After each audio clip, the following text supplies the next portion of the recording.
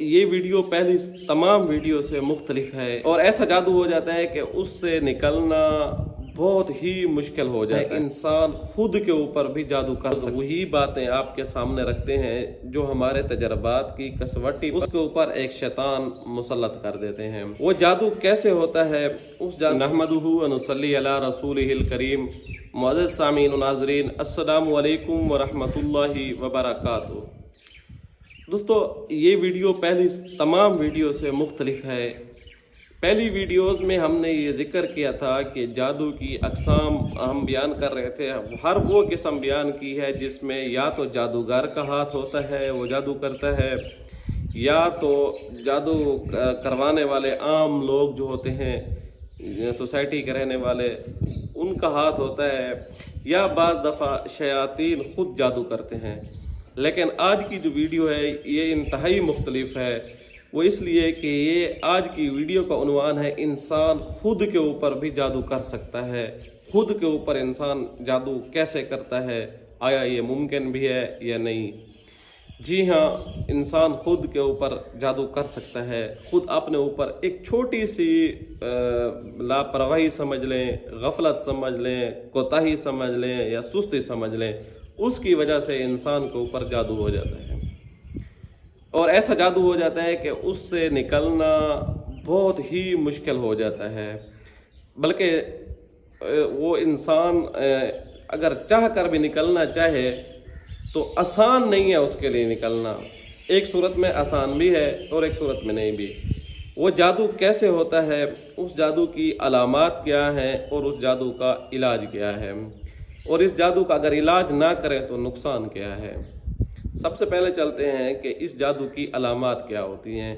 इस जादू की अलामात ये है कि इंसान खिलवत पसंद हो जाता है, उसको तन्हाइयों में रहना अच्छा लगता है, अलग कमरे में बैठना अच्छा लगता है, दोस्तों से, अजीज़ व अकारब से हट कर अपने घर वालों से अलहदा बैठ कर रहने में, अलहदा रहने में, अलहदा बैठने में उसको मज़ा आता है। तो तबीयत के अंदर सुस्ती पैदा हो जाती है, कोताही पैदा, फिर आहिस्ता आहिस्ता तबीयत के अंदर बददिली पैदा होना शुरू हो जाती है, जैसे जिसको हम दूसरे लफ्ज़ों में उकताहट कहते हैं, वो कैफियत आना उसके अंदर शुरू हो जाती हैं। फिर आहिस्ता आहिस्ता ये इंसान को बहुत दूर तक ले चली जाती हैं कि ऐसी कंडीशन में ले जाती हैं कि इंसान के पास पीछे आने का भी बाज़ दफ़ा रास्ता नहीं रहता। अब आप सोच रहे होंगे कि ये जादू, वो लापरवाही कौन सी है जिसकी वजह से इंसान ऐसा जादू कर बैठता है? आखिर ये आपके अपने तजर्बात के अंदर है या इसका कुरान हदीस के अंदर भी कोई सबूत है? जी याद रखिएगा कि हम वही वीडियोस, वही बातें आपके सामने रखते हैं जो हमारे तजर्बात की कसवटी पर रखी हुई होती हैं, और साथ साथ वो होती हैं जो मुस्तनद और ऑथेंटिक होती हैं। ये अमल जो हम लाए हैं या ये वीडियो आपके सामने लाए हैं, तो इसका उन्वान भी हमने कुरान मजीद से लिया है, और हमने देखा है, लोगों के गिले शिकवे भी सुने हैं इसके ऊपर। कई मरतबा औरतों का, हमारी बहनों का ये कज़िया होता है, वो हमें पर्सनल में कॉल करके बता रहे होते हैं, मर्द भी बता रहे होते हैं कि इस तरह की कंडीशन है कि हम अब क्या करें। कोई वजीफ़ा, अगर हम वजीफ़ा करना चाहते हैं तो तबीयत ख़राब हो जाती है, कोई अमल करना चाहते हैं तबीयत ख़राब हो जाती है, क्या करें? तो ये जादू होता कैसे है? अब सबसे पहले मैं कुरान मजीद की एक आयत आपके सामने पढ़ देता हूँ, फिर उसके ऊपर बात करते हैं। कुरान मजीद की एक आयत है, अऊज़ु बिल्लाहि मिनश शैतानिर रजीम, बिस्मिल्लाहिर रहमानिर रहीम, व मन यअशु अन ज़िक्रिर रहमान नुक़य्यिज़ लहू शैतानन। इस आयत का जो तर्जुमा है वो ये है कि जो बंदा रहमान के ज़िक्र से एराज़ करता है, यहाँ ज़िक्र से मुराद नमाज है। नमाज से जो बंदा एराज़ करता है, नमाज से जो बंदा सुस्ती करता है, कोताही करता है, गफलत करता है, तो अल्लाह तबारक व तआला उसको क्या करते हैं? नुक़य्यिज़ लहू शैतानन। अब वो शैतान के लिए, वैसे तो अल्लाह तबारक व तआला ने हर इंसान के इर्द गिर्द हिफाजत के इंतज़ामात किए हुए हैं। अब उस शैतान के लिए रास्ता आसान हो जाता है और उसकी बॉडी के अंदर पहुंचना बहुत आसान होता है।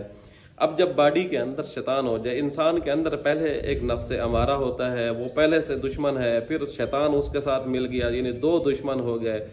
اب دو دشمن ایسے ہیں جو انسان کو ہر وقت اس کی ہر چیز پر نظر کیے ہوئے ہیں، اور انسان ایسا ہے کہ ان دونوں دشمنوں کو بھی پہچانتا نہیں ہے، پھر ان کی حرکات اور سکنات کو بھی نہیں جانتا، نقل و حرکت کا بھی نہیں پتہ۔ تو اب انسان اس کا کیسے مقابلہ کرے گا؟ ادھر یہ ہے کہ اس کے پاس جو ہتھیار تھے نورانی، قرآنی، روحانی، ان سے تو یہ پہلے سے کنارہ کش ہو چکا ہے، ان سے تو پہلے یہ غفلت برت رہا ہے۔ تو اب یہ کیسے اس سے نمٹا جائے گا؟ اس کا کیسے علاج کیا جائے گا؟ اس کا علاج جو ہے، یاد رکھیے گا، انتہائی مشکل بھی ہے اور انتہائی آسان بھی ہے۔ مشکل اس لیے ہے کہ آپ کو اپنے نفس کے اوپر ظلم کرنا پڑے گا، آپ کو اپنی خواہشات کو دبانا پڑے گا، تب جا کر آپ نکلیں گے۔ ورنہ کیونکہ اندر جو شیطان بیٹھا ہے وہ بہت پاورفل ہو جاتا ہے، کیونکہ اس کو پتہ نہیں کتنا ٹائم گزرا ہے، اتنے ٹائم کے اندر کتنی اس نے پاور حاصل کر لی ہے، اور آپ کی نفسیات کو اس نے کتنا کچھ سمجھ لیا ہے، آپ کی ہر ایکٹیویٹی کے اوپر اس کی کتنی نظر ہو چکی ہے، آپ کوئی شاید اس چیز کا اندازہ نہ ہو۔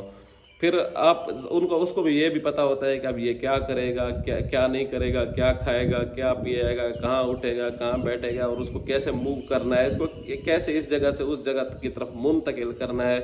تو اس لیے آپ سب سے پہلے آپ اس چیز سے اگر نکلنا چاہتے ہیں تو سب سے پہلے آپ کو توبہ استغفار کرنی چاہیے۔ اللہ تبارک و تعالیٰ کے حضور آپ سے جو بھی گناہ ہو چکے ہیں، جو بھی سستی کوتاہی انسان ہے ہو جاتا ہے، جو بھی غفلت میں آپ نے زندگی گزاری ہے، اللہ تبارک و تعالیٰ کی نماز و روزہ تلاوت وغیرہ ان چیزوں کی طرف آپ نہیں آئے، آپ اللہ کی اطاعت کے اندر آپ نے جو ہے صحیح معنوں میں جیسے اطاعت کرنی تھی صحیح معنوں میں اس کا حق ادا نہیں کیا، تو اب آپ کو چاہیے یہ کہ آپ اللہ تبارک و تعالیٰ کے حضور گڑ گڑا کر معافی مانگیں، توبہ طیب ہو جائیں۔